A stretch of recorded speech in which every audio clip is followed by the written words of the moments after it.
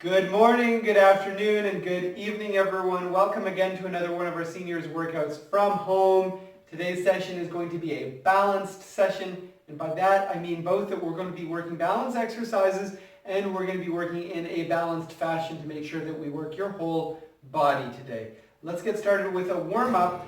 I'd like it if you could simply place your hands together, interlace your fingers, and turn the palms out, and then push those palms as far out as you can. Try to straighten your arms. We are stretching our fingers, our hands, our forearms. If you want, you can raise the arms a little higher or you can press them down a little lower. Try changing the angle. And then release. Wiggle your fingers. Don't let them stop moving. Try to get all of them from the pinky to the thumb so you can see in a close-up. Pinky first, creating a wave to the thumb. That's what I mean. As fast as you can. Now we're going to reverse that wave. We're going to get thumbs first, then pinkies at the end. Again, as fast as you can. Fast is relative to the individual, so it might be quite slow. I'm not very fast myself. And then to finish out, we're going to open and close our hands as fast as we can. Open, close, open, close, open, close. Your hands, maybe your forearms, maybe even your shoulders are getting tired by this point. That's exactly what I want. Now I'd like for you to take your elbows, form a 90-degree angle. We're going to rotate our forearms forwards, and then we're going to rotate our forearms backwards without moving our elbows. So all the way back, and then all the way forwards. If you feel clicking or popping, drop those elbows down. Do the same movement with as much rotation as you can get. As low as you need to. You can even do it like this. And that's all we need to do. Now I want you to stretch those arms up to the ceiling. Take a deep breath in. Stagger your stance or widen the stance. And then fold to the hips. Flex the knees. Cross those arms over. Take a deep breath in. Breathe out to lower. Take a deep breath in. Breathe out to lower. We're going to do one more. Take a deep breath in. Take it, exhale your breath. If you are capable, for those of you who can, I want to see you raise your arms up. I want you to grab your hands together and pull your right arm overhead and towards your left side. If you can't do that, you can do another version of it where you keep the hand down, but honestly, you're going to get a little bit more out of this one. If you can, if you can't, just do whatever you can in the meantime. Trust me, we're going to be moving on. There's going to be a lot of things that you can do today, even if you have some restriction in your shoulders. Let's pull the right arm over to the left with a deep breath in. Breathe out. Pull the left arm over to the right. Breathe in. Breathe out. Last time pulling the right arm over to the left. Breathe in. Breathe out. And then last breath in over to the right.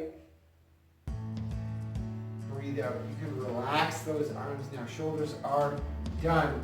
Let's get some work in for our feet, and this is where we begin to work our balance. So I'd like for you to keep your toes open, and I'd like for you to keep your heels close together, although they don't have to touch. We're going to raise up, we're going to pause for a moment, and then we're going to drop down. When we drop down, we're going to pick up the ball of our right foot. And we're going to raise up together, we're going to drop the heels, and then pick up the ball of our left foot. So we're raising the balls of our feet in an alternating fashion. We will start the day with a simple multiple of 10, starting from 0, all of right foot, 10, little pause, all of left foot, 20, and continue with that alternating style. That was 30, 40, 50, make sure you really work to pause, brace at the top, 60, 70, 80, 90, 100. Now, we're going to do something really similar. We're going to pick up the balls of the feet. We're just not going to be doing a heel raise. So balls of both feet are going to be raised at the same time. If I were you, I would stand behind the chair, hold the top of the chair while I'm doing this so that you don't fall backwards. I won't use the chair so that you can see what my feet are doing. We're going to count a multiple of 8 for this one, raising them both at the same time and dropping from 0. 8, 16, 24, 32, 40, 48, 56, 64, 72, and 80. Wonderful. Okay, so for this next one, you're going to want to grab your rubber band. If you don't have a rubber band, you will be doing a simple lateral leg raise. It will work the same muscles. But for those of you who do have the band, I'd like for you to use it. So lay out one end of the band on the ground and then step onto it with both feet. Your feet do not need to be separated very far at all. Then make sure to hold on to the band with your left hand and the end of the band's coming out the outside edge of my left foot, like this. What we're going to do is we're going to take a step to the left and come back. Your knees can stay straight or they can flex. It's your choice. You might want to hold onto a chair as you step away to help with the balance and assist.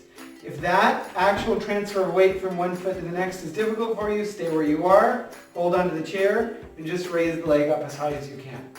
We will count this in a multiple of 6, starting from 0, 6, 12, 18, 24, 30, 36, 42, 48, 54, 60. Good.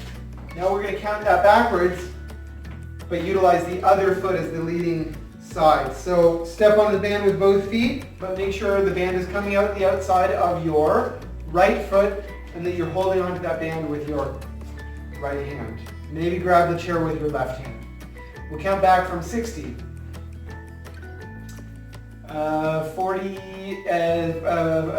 54, I don't know what I'm thinking today, 48, 42, 36, 30, 24, 18, 12, 6, and 0. You can remove the band, just put it aside, you don't need it anymore. You'll certainly want the chair, stand right behind the chair and hold on to it. We're going to stand on our right leg and raise the left leg. The aim is to raise the left leg as high up as we can without sacrificing posture or folding forwards. With every leg raise, we're going to pause it, hold it for a moment, and then drop the leg down. We're going to spell this word that's above me right now, a classic word that I'm sure we use at least once a day. It's a flumadiddle. Let's start spelling it. From F, little pause, drop the leg. L, U, M, A, D, I, D, D, L, E. Stand on the left leg. We're going to spell it backwards. Raise the right leg for E, L, D, D, I, D, A, M, U, L, F. Excellent. Now you can have a seat and make sure that your rubber band is close by before you have that seat. Okay, so we've done this one many times before. It's for your rotator cuff muscles. We're going to hold the band with our hands shoulder width, palms up, Tuck our elbows into your sides. Make sure that as you open and close the hands, you don't let your elbows separate from your torso. Just keep them tight. We're going to count this sequence forwards and backwards. It's 10, 10, 10, 12, 12, 12, 3, 3, 3, and then a 1 at the end. So let's start. 10. We're going to do these a little faster today. 10, 10, 12, 12, 12. Hope you're remembering them. 3, 3, 3. And the last one was a 1.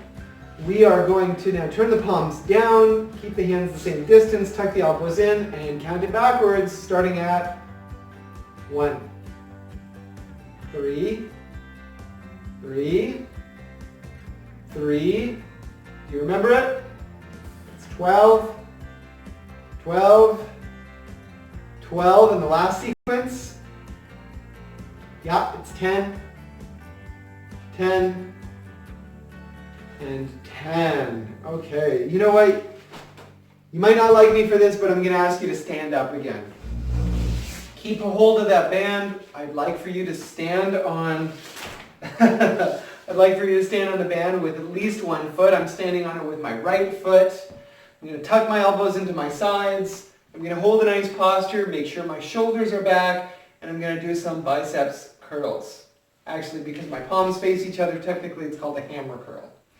So we're going to do that nice and quickly in a multiple of 3, starting from 0, 3, 6, 9, 12, 15, 18, 21, 24, 27, 30. Don't stop, we're going to count back. 30, 27, I want your arms to feel it. 24, 21, 18, 15, 12, 9, 6, 3, and all right, 0.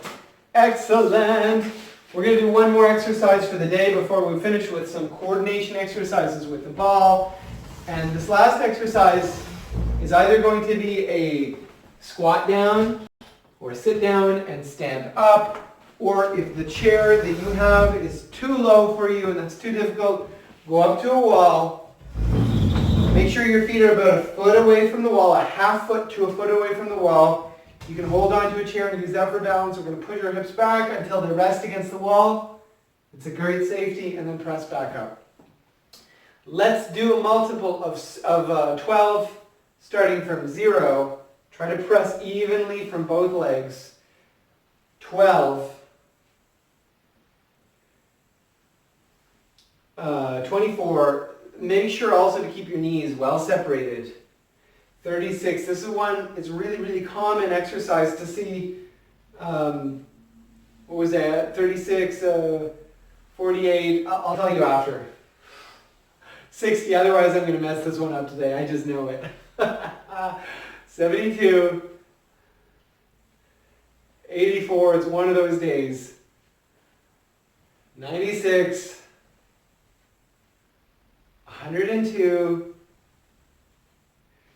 108 and 120.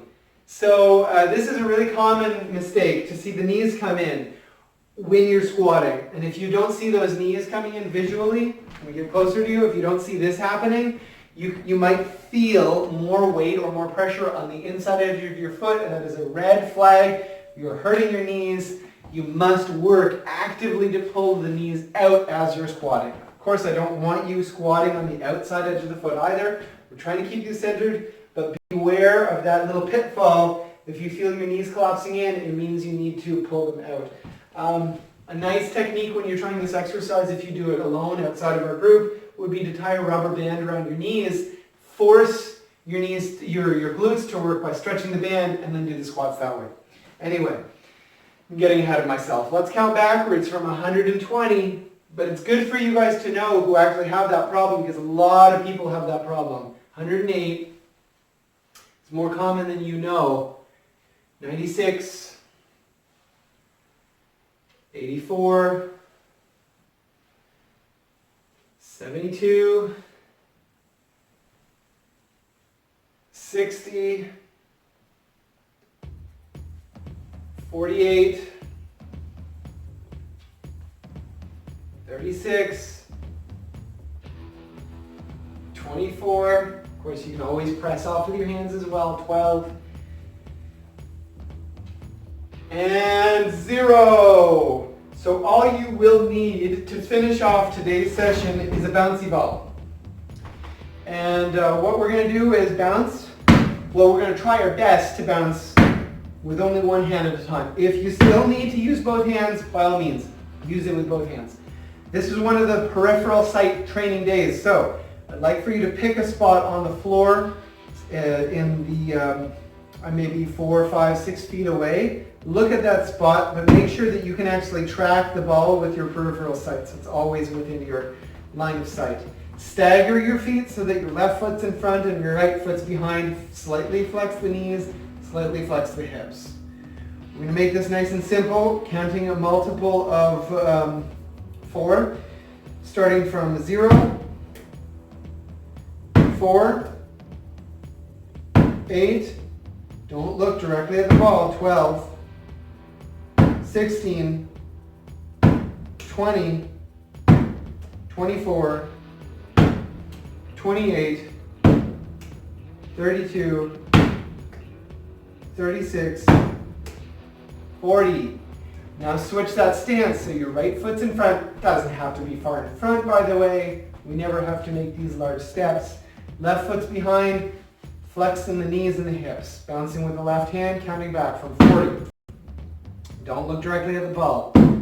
36, 32, 28, 24, 20, 16, 12, 8, 4, and 0. Good job if you followed along all the way through. Even better job if you didn't lose that ball. I can tell you from being in the live groups that when you do it in person, you get a big group of people, you will see the balls rolling all over the place. If you're losing your ball, do not lose heart, don't feel bad, it's part of the process. I hope you enjoyed today's session. I know I did, despite my mistakes here and there. I hope you don't go away thinking that I'm just speaking a bunch of flumadiddle. But I do try to keep my sessions organized and pointed. So have a great few days until I see you again. Make sure to stay active, stay healthy, and